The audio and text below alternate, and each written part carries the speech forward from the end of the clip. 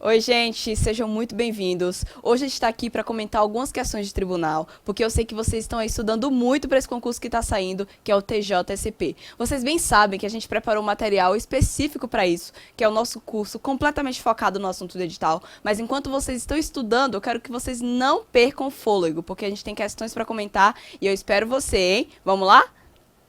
Então, gente, a gente vai começar aqui com a primeira questão. Eu trouxe questões de diversos assuntos, mas sempre, se vocês tiverem qualquer dúvida, é só deixar aí nos comentários que a gente responde, tá bom? Essa questão aqui é sobre a Maria da Penha. Olha só. Segundo a Lei Maria da Penha, a violência familiar se configura abrangendo. E aí a gente tem 4 opções. A letra A diz: somente em relações estáveis em que se pode caracterizar o vínculo familiar. E aqui fala assim, ó, somente em relações estáveis em que se pode caracterizar o vínculo familiar. E a gente sabe no artigo 5 da Lei Maria da Penha, que fala sobre essa questão do vínculo e de quais pessoas seriam configuradas, né, para que a aplicação da lei seja efetivada, e não fala nada sobre essa questão de ser em relação estável, exatamente, para que isso se configure enquanto vínculo familiar. Isso não é citado na lei, ou seja, a lei não define vínculo familiar enquanto ser uma relação estável.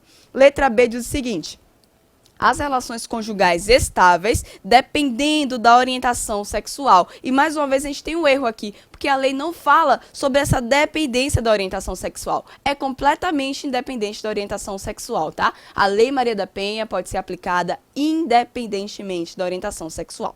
Na letra C, a gente diz a seguinte: qualquer relação íntima de afeto, independentemente da coabitação. E na letra D, que é a última opção, diz que é qualquer agressão sofrida por pessoa de gênero feminino. E a gente sabe bem que a Lei Maria da Penha fala sobre agressão doméstica, né? Então a gente não considera qualquer agressão sofrida por gênero feminino, tem que ser dentro dessa configuração específica. E a gente sabe também que a Lei Maria da Penha fala que não necessariamente precisa ser uma relação estável, mas pode ser qualquer relação íntima de afeto, configurando a letra C como a letra correta. Eu espero que vocês tenham acertado aí, hein? Vamos fazer mais uma questão. Essa questão aqui, ela já fala um pouco sobre a prática da psicologia jurídica, tá? Diz o seguinte: considera-se inscrito no campo da psicologia jurídica o profissional de psicologia que... Aqui a gente quer saber, basicamente, se você conhece o que é que um profissional de psicologia faz dentro desse campo. Então, é importante que você tenha noção de quais são as práticas do psicólogo dentro do campo jurídico. E isso vai te dar todos os subsídios para responder questões como essa, tá bom? E aqui na letra A diz assim: mesmo sem ter vínculo empregatício no Poder Judiciário, é indicado para realizar perícia. Então, aqui está dizendo que um psicólogo, dentro do âmbito jurídico, mesmo sem ter vínculo empregatício diretamente, ele pode fazer perícia. E isso está o quê? Vou deixar você pensar, hein? Letra B. É contratado por uma das partes para atuar como assistente técnico. Isso está corretíssimo. Também é contratado. O psicólogo ele pode ser tanto perito quanto ele pode ser assistente técnico. Isso aqui está correto. Letra C diz o seguinte: integra equipes interprofissionais nos tribunais de justiça. Isso aqui também está correto. Gente, letra A está correta, letra B está correta e letra C também está correta. O que a gente pode ver que a letra D, que diz todas as alternativas estão corretas, é a resposta certa, porque a gente sabe bem que um psicólogo dentro do Poder Judiciário, ele pode atuar como um assistente técnico e como um perito. Apesar de haver diferenças na atuação, ambos podem ser práticas do psicólogo jurídico, tá? Vamos fazer mais uma questão. Essa aqui é sobre o Código de Ética. Gente, o Código de Ética é uma coisa que tem que estar assim, na ponta da língua mesmo, porque cai bastante. E não só em tribunais, cai em vários concursos diferentes, né? Então, o Código de Ética é um documento tão curtinho que vale a pena a gente ler sempre, várias vezes, porque cai bastante, tá? Diz o seguinte: de acordo com o Código de Ética dos Psicólogos Brasileiros, assinale a afirmativa correta. E a gente tem letra A. O psicólogo deve prestar serviços à comunidade em situações de emergência doença ou calamidade sem usufruir de benefício pessoal. A letra B diz o seguinte: o psicólogo, no exercício da profissão, não possui atribuição de comunicar aos órgãos competentes irregularidades observadas. O que essa letra B está dizendo aqui é que se você, psicólogo, tiver na sua prática identificar uma prática incorreta, não ética, do seu colega de profissão, você não precisa denunciá-lo, não precisa comunicar aos órgãos competentes. Isso aqui está incorreto, tá? Você deve comunicar sim de acordo com o Código de Ética.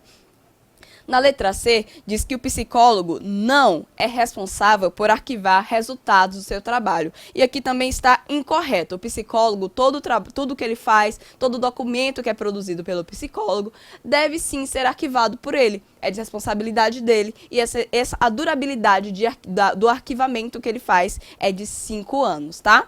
Letra D diz o seguinte: o psicólogo poderá sugerir a derivação de um paciente atendido numa instituição para sua clínica privada sempre que for conveniente. Isso quer dizer que, por exemplo, você trabalha em um hospital e você fala: olha, vamos lá para minha clínica privada e você vai ter um atendimento melhor. E isso aqui é não ético, não é aprovado pelo Código de Ética, não está lá no Código de Ética, tá? É uma pauta incorreta.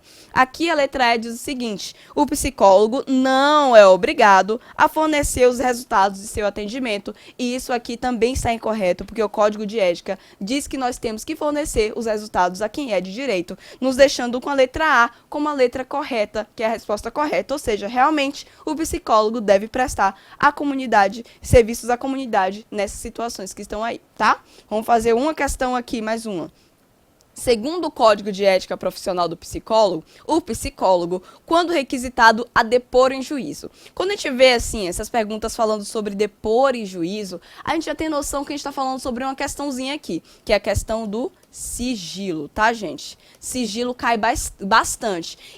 E geralmente o que cai sobre o sigilo é quando ele pode ou não ser quebrado, tá? Então aqui essa questão é similar. Então tá perguntando aqui se o psicólogo, se vocês verem as opções, é se basicamente ele pode ou não depor em juízo. Então vamos pensar, ele pode ou não depor em juízo? Depois disso a gente olha as opções. Então a resposta é sim, o psicólogo pode depor em juízo. Então a gente já sabe que aqui a letra A não é, a letra C também não é e a letra E também não é, porque falam que ele não pode prestar informações. E isso é uma boa tática, porque você já elimina algumas possibilidades. Sobrou aqui a letra D e a letra B. Vamos dar uma olhadinha na letra D.